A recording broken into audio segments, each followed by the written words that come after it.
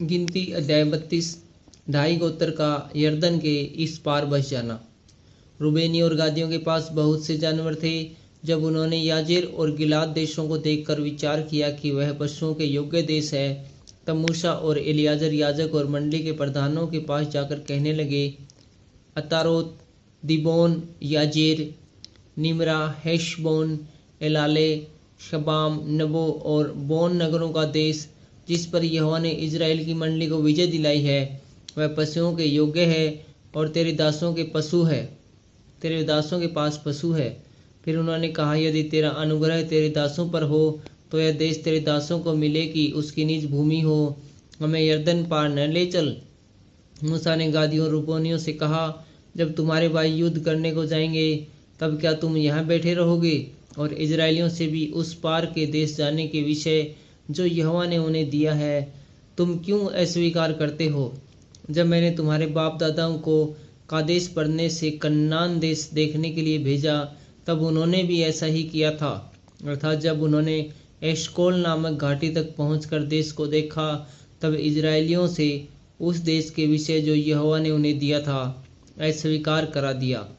इसलिए उस समय यहोवा ने कोप करके यह शपथ खाई, निसंदेह जो मनुष्य मिस्र से निकल आए हैं उनमें से जितने 20 वर्ष के या उससे अधिक आयु के हैं, वे उस देश को देखने न पाएंगे जिसके देने की शपथ मैंने अब्राहम, इसहाक और याकूब से खाई है, क्योंकि वे मेरे पीछे पूरी रीति से नहीं हो लिए हैं।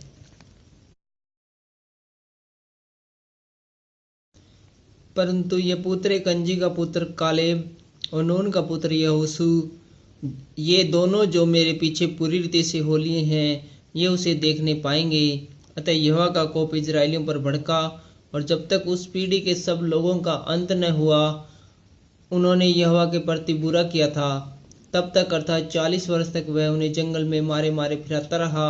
और सुनो, तुम लोग उन पापियों के बच्चे होकर इसीलिए अपने बाप दादाओं के स्थान पर प्रकट हुए हो कि इजराइल के विरुद्ध यहोवा के भड़के हुए कोप को और भड़काओ। यदि तुम उसके पीछे चलने से फिर जाओ तो वह फिर हम शवों को जंगल में छोड़ देगा। इस प्रकार तुम इन सारे लोगों का नाश कराओगे।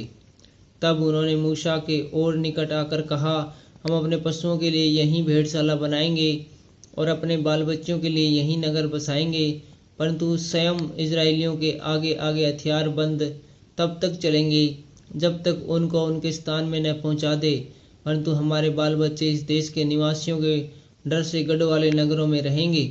परंतु जब तक इजरायली अपने अपने भाग के अधिकारी न हो तब तक हम अपने घरों को न लौटेंगे। हम उनके साथ यरदन पार या कहीं आगे अपना भाग न लेंगे, क्योंकि हमारा भाग यरदन के इसी पार पूर्व की ओर मिला है।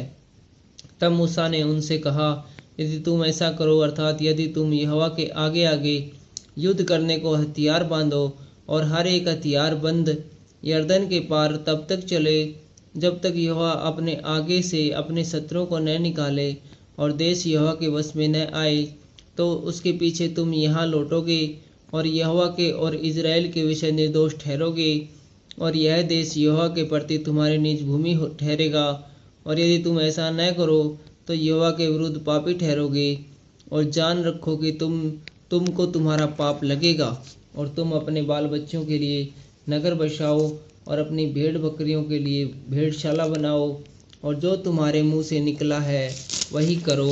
तब गादियों और रूबेनियों ने मूसा से कहा, अपने प्रभु की आज्ञा के अनुसार तेरे दास करेंगे।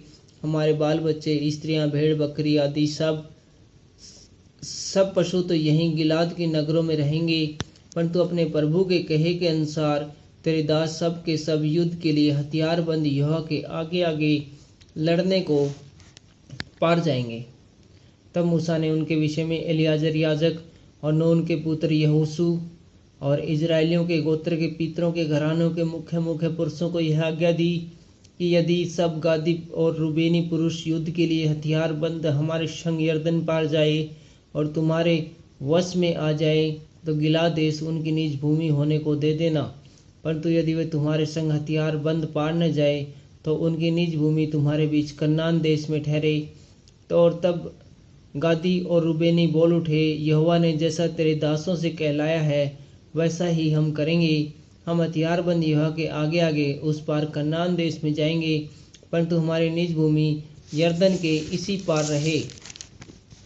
तब मूसा ने गादियों और रूबेनियों को और यूसुफ के पुत्र मनशे के आधे गोत्रियों को एमोरियों के राजा शिहोन और बाशान के राजा ओग दोनों के राज्य का देश नगरों और उनके आसपास की भूमि समेत दे दिया। तब गादियों ने दिबोन, अत्तारोत, एरोर, अत्रोत, शोपान, याजिर, योगबहा, बेतरीमा और बेथारान नामक नगरों को दृढ़ किया और उनमें भेड़ बकरियों के लिए भेड़शाला बनाए। और रूबेनियों ने हेशबोन, एलाले और किरियतेम को, फिर नबो और बालमोन के नाम बदलकर उनको और शिब्मा को दृढ़ किया।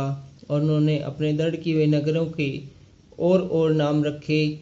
और मनसे के पुत्र माकीर के वंशावलों ने गिलाद देश में जाकर उसे ले लिया और जो एमोरी उसमें रहते थे उनको निकाल दिया। तब मूसा ने मनसे के पुत्र माकीर के वंश को गिलाद दे दिया और वे उसमें रहने लगे। और मनसे यासिर ने जाकर गिलाद की कितनी बस्तियां ले ली और उनके नाम वयोताईर रखे। और नोबह ने जाकर गांव समेत कन्नात को ले लिया और उसका नाम अपने नाम पर नोबह रखा। Thank you.